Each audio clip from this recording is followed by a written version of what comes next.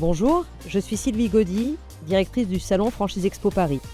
Je suis ravie de vous accueillir à la masterclass Développer son enseigne à l'international, animée par le cabinet Simon Associés.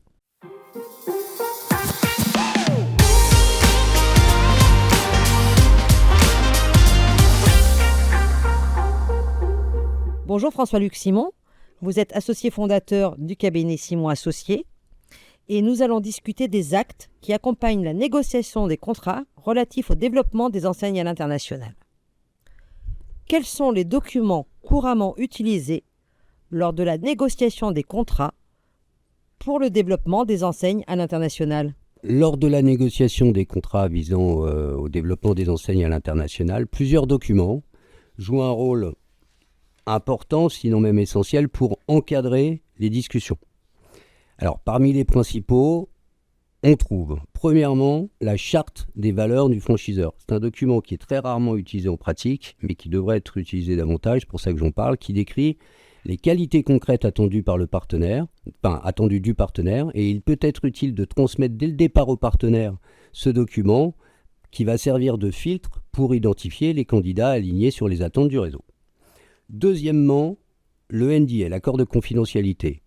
Avant d'entamer les négociations, les parties échangent souvent des informations sensibles. Le NDA, lui, vise à protéger ces données en interdisant leur divulgation ou leur utilisation. Il précise quelles informations sont considérées comme essentielles et quelles sont les obligations des parties à cet égard. Troisième document, le DIP. Dans quasiment tous les pays, nous avons un DIP. Avant la signature d'un contrat définitif, la remise de ce DIP, souvent obligatoire, permet de fournir aux partenaires les informations essentielles sur l'enseigne, le réseau, les conditions contractuelles, lui permettant de s'engager en toute connaissance de cause. Quatrièmement, la lettre d'intention, la LOI, et le MOU, qui sont des documents voisins. Ces documents formalisent l'intention des parties de collaborer et établissent surtout les bases de la négociation future. Alors, la LOI est généralement moins détaillée et pas contraignante, tandis que le MOU est le plus souvent élaboré, plus détaillé et peut comporter des éléments, contraignants. L'utilisation de ces documents, de l'ensemble de ces documents, va permettre, primo, de structurer les négociations, deuxio, de clarifier les attentes mutuelles des parties, et tertio, de protéger les informations sensibles échangées entre elles. Quelle est l'importance de la lettre d'intention ou LOI ou du Memorandum of Understanding MOU dans le processus de négociation et quelles sont les précautions à prendre lors de leur rédaction ? C'est les plus importants. Ce sont des instruments dans le processus de négociation pour le développement des enseignes à l'international qui sont quasi inévitables. Ils servent à formaliser l'intention des parties de collaborer et de définir le cadre des négociations. Alors, la LOI, elle exprime l'intention des parties de s'engager dans une opération spécifique.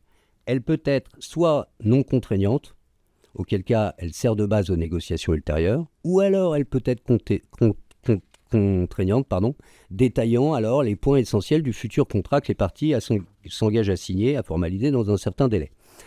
Le MOU, lui, c'est quasiment le cousin de la LOI. Il est simplement plus détaillé, il comporte davantage de détails, il précise le rôle et les responsabilités de chaque partie, les principes du partenariat, les objectifs et le mode de fonctionnement du contrat futur. Ce qu'il faut savoir, c'est que la LOI et le MOU peuvent être contraignants ou non contraignants selon les termes choisis par les parties. Et finalement, lors de la rédaction de ces documents, il est crucial de ne pas oublier plusieurs choses. D'abord, préciser le caractère contraignant ou non, c'est-à-dire indiquer clairement quelle disposition juridique sera contraignante pour l'une ou l'autre des parties. Deuxièmement, définir les obligations des parties, c'est-à-dire spécifier les engagements de chacune, qu'ils soient d'ailleurs contraignants ou non. Troisièmement, d'inclure des clauses essentielles telles que la confidentialité qu'on retrouve toujours, l'exclusivité de négociation qu'on retrouve assez souvent, la durée des négociations, le calendrier, la répartition des frais, voire les caractéristiques du contrat définitif qui peuvent apparaître, que ce soit d'ailleurs dans la LOI ou le MOU. Quels sont les écueils à éviter lors de la négociation et de la rédaction des documents relatifs à la négociation, François-Luc Simon ? Alors, la négociation et la rédaction de ces deux documents doit être guidée par un certain nombre d'écueils qu'il faut éviter. éviter que ces documents ne soient pas clairs sur le point de savoir s'ils sont contraignants ou pas contraignants. Il faut préciser explicitement quelles sont les clauses qui sont contraignantes pour l'une ou l'autre des parties. Deuxièmement, un manque de précision dans les termes, des formulations vagues ou trop générales, ce qui peut être l'écueil d'ailleurs assez fréquent dans les MOU ou les LOI, doit être absolument évité, surtout concernant les clauses qui sont contraignantes, qui doivent être particulièrement détaillées. Ensuite, l'omission de certains points essentiels. Un MOU ou une LOI doivent vraiment faire un tour à 360 degrés sur le deal. Et puis enfin, il faut éviter d'oublier qu'il y a quand même un calendrier. Il faut rythmer les négociations, c'est-à-dire les encadrer dans un timing. Je dirais enfin, parce qu'il y a pas mal de conseils à donner, ne pas négliger non plus les clauses de confidentialité. C'est une erreur de débutant.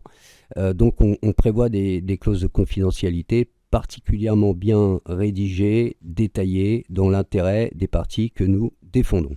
Alors en évitant ces différents écueils, les parties peuvent premièrement réduire les risques de litiges futurs, évidemment. Deuxièmement, établir une base solide pour leur collaboration. Et enfin, favoriser une relation, parce que c'est ça le plus important, de confiance mutuelle. Merci François-Luc Simon.